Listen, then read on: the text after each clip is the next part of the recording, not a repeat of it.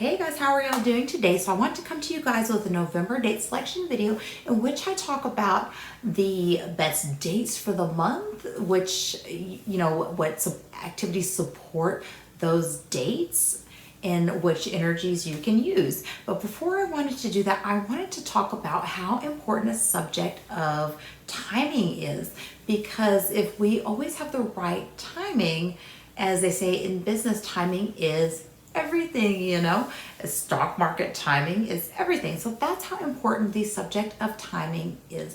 In fact, Sun Tzu, the author of Art of War, the Chinese philosopher, in which the system of Qi Dun Jia is based on, I've kind of touched on that before. It shows you a strategy to use and based on the Sun Tzu principle and stratagems in the art of war. And most of these are really based on timing.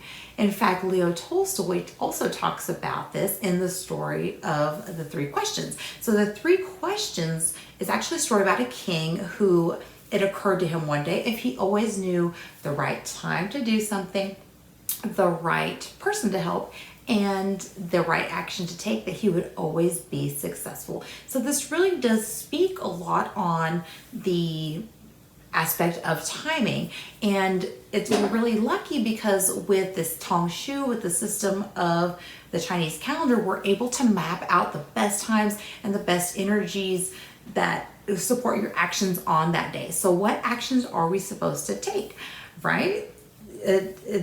Like I mentioned in the book, it talks about timing, and now it talks about the action. So what action can we take to support these energies? What days does this action support?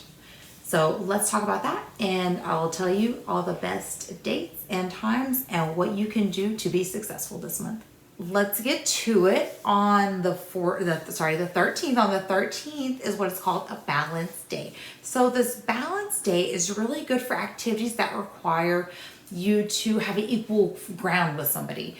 If you need to schedule a meeting with somebody that they may have the upper hand over you, these balance days are really good to get an equal footing within your business. It's a good day to get equal footing.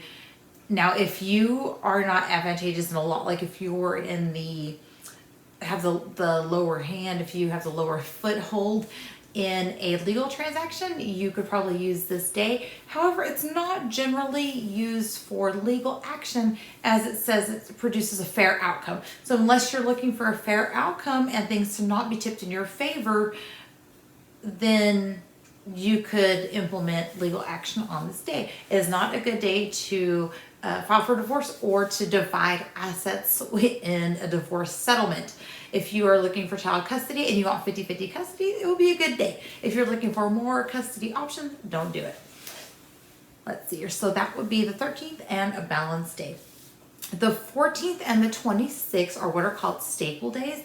So staple days are really good for things that you want to have a long-term effect and you want a long-lasting result. So, for example, marriage would be one of these dates. You could propose marriage, or you could actually get married. You could schedule a marriage date on one of these stable days. Another example would be opening a business or filing for that DBA at the courthouse. You could, register your domain name online. You can launch a web business this day. This would be a really good day to do it. What you don't want to use these stable days for is something that you don't want to have long lasting effect. So if you say you contract short term for different companies or something like that, you want to make sure that you're not starting projects on these stable days, as their project could seem to take longer.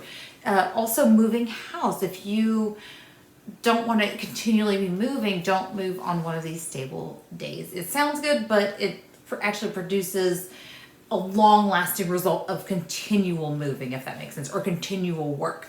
So if you are launching a long-term project, it is better for you to launch on this day. If you're launching a short-term that you want to be over quick, go ahead and avoid the 14th or 26th.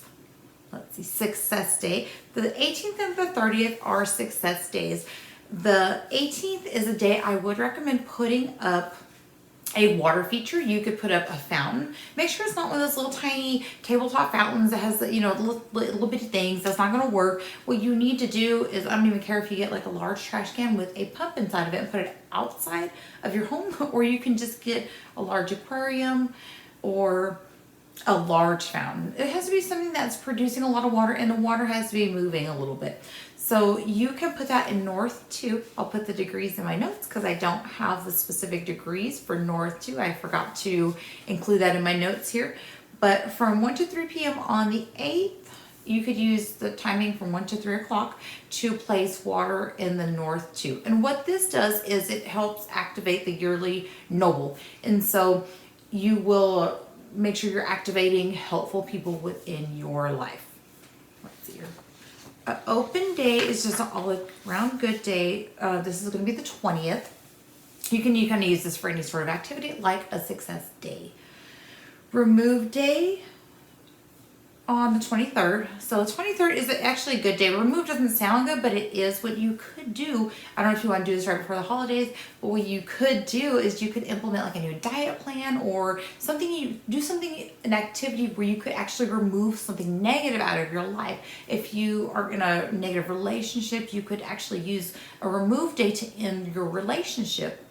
You could file for divorce that day. It would have to be something like that where you're actually taking something out of your life. A lot of times people schedule surgeries on these days, but don't quote me on that because sometimes the stars, there's certain stars you don't want to use for surgery. But generally, if you're having something removed, like a tumor or a mole or something removed from your body, you can use a remove day to do this. And this will be the 23rd. But again, don't schedule surgery. I would rather take a look at your natal chart to make sure that the 23rd would be a good day for you to do that.